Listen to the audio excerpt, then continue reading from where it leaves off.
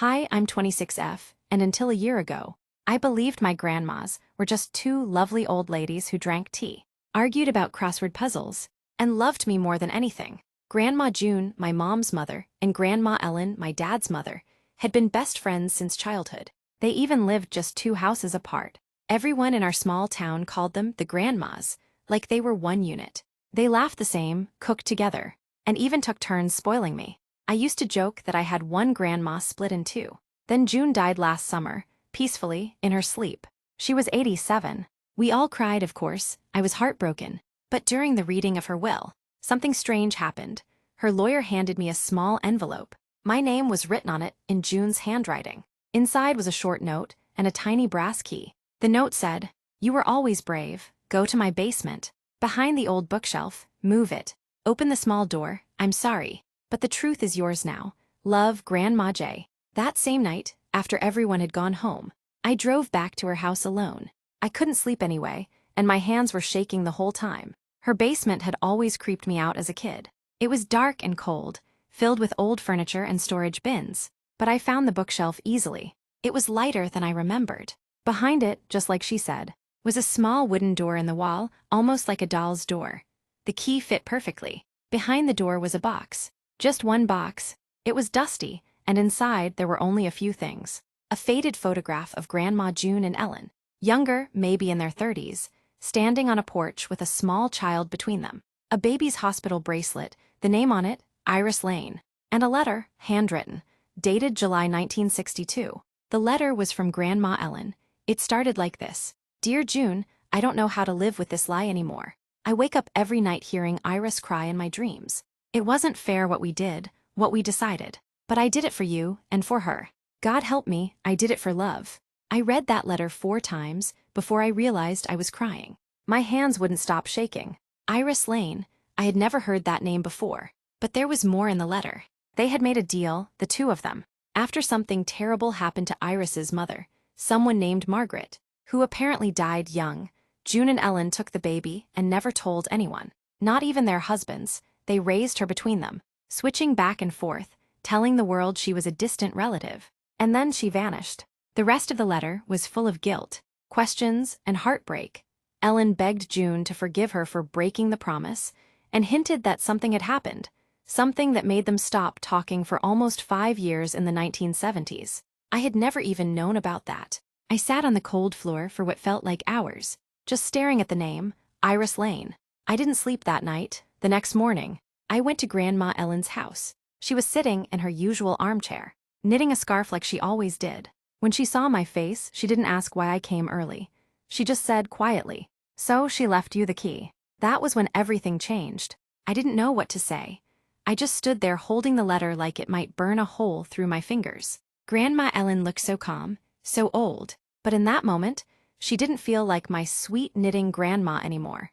She felt like someone who had been carrying a storm inside her for decades. I sat down across from her, the letter between us like a ghost. "Who is Iris?" I finally asked. My voice sounded small. "And what happened to her?" She didn't answer right away. Instead, she put down her knitting, folded her hands in her lap, and stared out the window. "I was hoping she'd never give you that key," she whispered, "but I suppose she knew you'd never stop asking questions." Ellen's voice was quiet but steady. She told me that Iris Lane was her daughter, but she didn't give birth to her. She said Margaret, her younger sister, had gotten pregnant at 17. Back in 1961, the father was married. The scandal nearly destroyed their family. Margaret gave birth at a private hospital out of town. Ellen and June drove her there in the middle of the night. No one else knew, but a week after Iris was born, Margaret died suddenly, some kind of infection. Ellen was only 20 herself and terrified. We couldn't let Iris go into the system. She said, "Eyes still on the trees outside." So we lied. We brought her home and told everyone she was a cousin's baby. June helped raise her. We both did. I asked what happened after that, why I'd never heard of Iris, why no one in the family had ever mentioned a thing. Ellen hesitated again. Then she reached into the drawer beside her and pulled out an old tin box. It rattled as she set it down. Inside were more photos, black and white, sun-bleached, Iris as a toddler, Iris on a swing, Iris with both of them, smiling. Then the pictures stopped around age 6. That's when Ellen's hands began to shake. "She was taken," she whispered. Iris disappeared in 1968. My heart dropped. She said Iris vanished from a park one afternoon. They had let her play with other children while they sat on a bench nearby. When they looked back up, she was gone, just like that. Police searched for weeks. They questioned everyone. But since Iris wasn't legally either of theirs, and her birth had been hidden, everything was complicated. Ellen said they made up more lies to try and protect themselves, and in doing so, may have ruined the investigation. Eventually, the case went cold. That's when June and I stopped speaking for a while. She said we blamed each other, or maybe just ourselves, but the guilt never left. I couldn't breathe. I felt like the floor was tilting.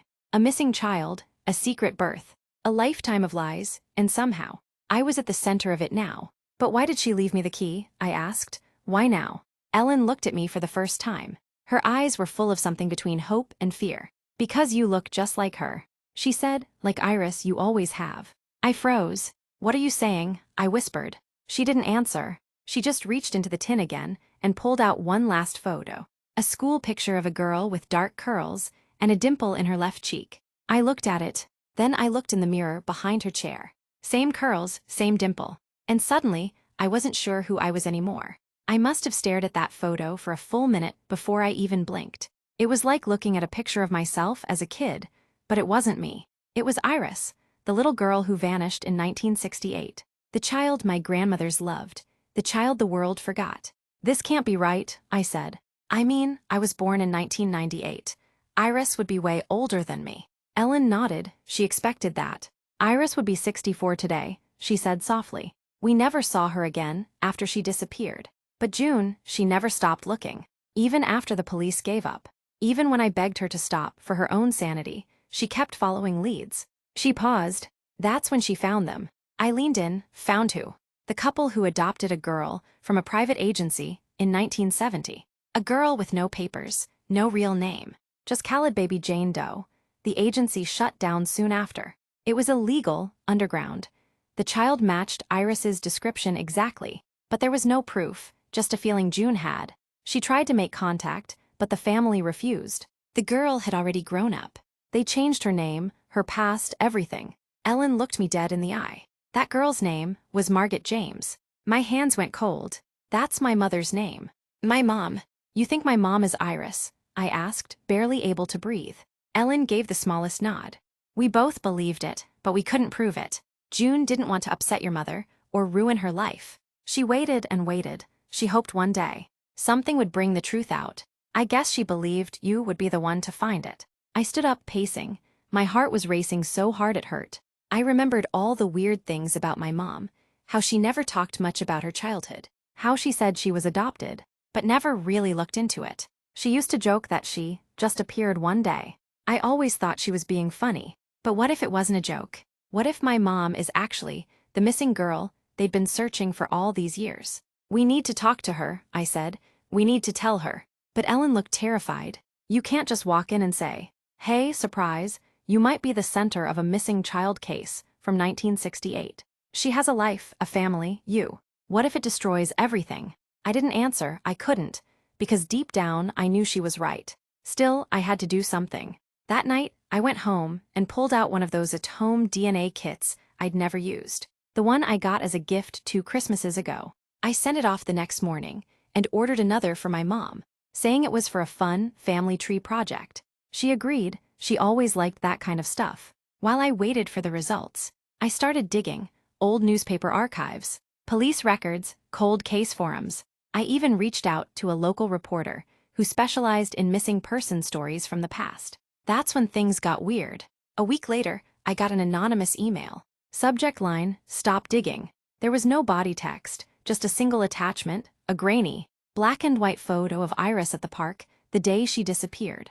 Only this one had something different in it. In the corner, almost out of frame, was a man, watching.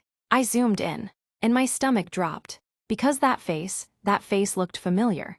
Not from old photos, not from family stories, from my childhood, from my mom's wedding video. The man in the photo. I couldn't believe what I was seeing. It was blurry and old, and his face was half in shadow.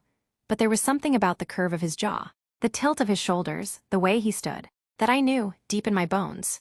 I raced upstairs and pulled out my mom's wedding DVD. It had been sitting in the hallway cabinet for years, right beside the photo albums and unused candles. I skipped through the footage until I got to the part where my mom was hugging guests outside the church. And then, there he was. That same man, older now, balding, a little hunched, but still the same heavy-lidded eyes. The same awkward stance, standing in the back, near the trees, just outside the camera's focus. He never came up to say hello, never joined the group photos, just watched from the distance. At the time, I thought he was some random neighbor, maybe someone from church, but now I wasn't sure of anything. Who was he? And why was he there the day Iris disappeared? The wedding footage showed him for just a few seconds before he turned and walked away. And then I remembered something else, something strange. That same man had once given me a stuffed lion. I was maybe 4 or 5, we were at a church fair, and he was standing near the cotton candy stand. I wandered away from my mom, and he called me over. Said he had something for a brave little girl. He gave me the lion and said, "You've got your mother's eyes."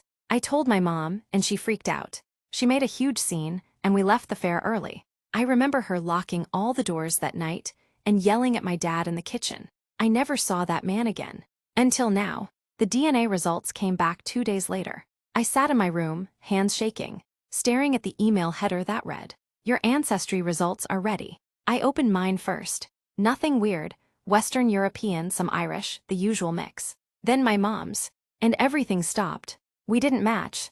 We had no shared DNA markers. Not even cousin-level matches. My mom, the woman who raised me, who held me when I cried, who packed my lunches and taught me to braid my hair, wasn't biologically related to me. At all.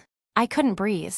I refreshed the page, tried another browser, told myself it was a glitch. But it wasn't. I called Grandma Ellen immediately. She didn't answer. I called again. Still nothing. So I drove to her house. It was raining. I didn't even grab a jacket. I just needed answers. When I pulled into her driveway, I noticed the lights were off. Unusual. She never turned them off unless she was asleep, and it was only 6 p.m. I knocked on the door, no answer. I knocked again, harder, then I called her name. Finally, I tried the spare key hidden in the flower pot. Inside it was cold, too quiet. I walked down the hall. "Grandma," I called, "it's me, are you home?" That's when I saw it. The tin box. It was open on the kitchen table. And inside, there was something new. A note. It said, "He knows, I'm sorry, sweetheart. I had to leave. Don't trust anyone who asks about Iris, not even the ones you love." That was 2 nights ago. I haven't heard from her since. But tonight, someone slid an envelope under my door. Inside was a single photo of me, taken this morning, at my bus stop, and written on the back, in thick black marker, "You're asking the wrong questions." I sat on my bedroom floor, the photo trembling in my hand. Someone had been watching me, following me, and they knew I was getting close. The warning wasn't just a scare tactic, it was a threat. And for the first time since I found Grandma June's key, I was truly afraid. But fear wasn't going to stop me now. I packed a bag, laptop, phone, flashlight, extra charger, and every single note, photo, and record I'd collected since this all began. Then I drove straight to the one person who might still have answers. My mother. She was in the garden when I pulled up, pulling weeds like it was any normal afternoon. When she saw me, she smiled. "Hey honey, you didn't call first."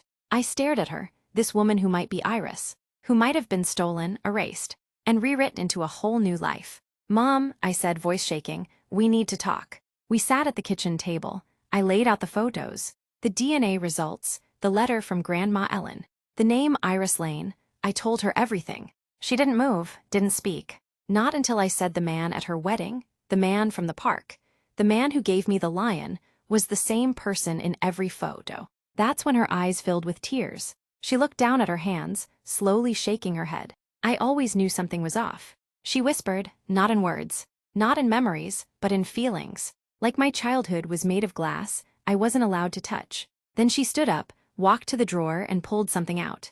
A small, yellowed envelope. It had no stamp, just her name. "This came in the mail on my 16th birthday." She said, "I never told anyone." Inside was a photo of a woman she didn't recognize. It was Margaret, her birth mother, and behind the photo, a short note. "You are not who they told you are, E."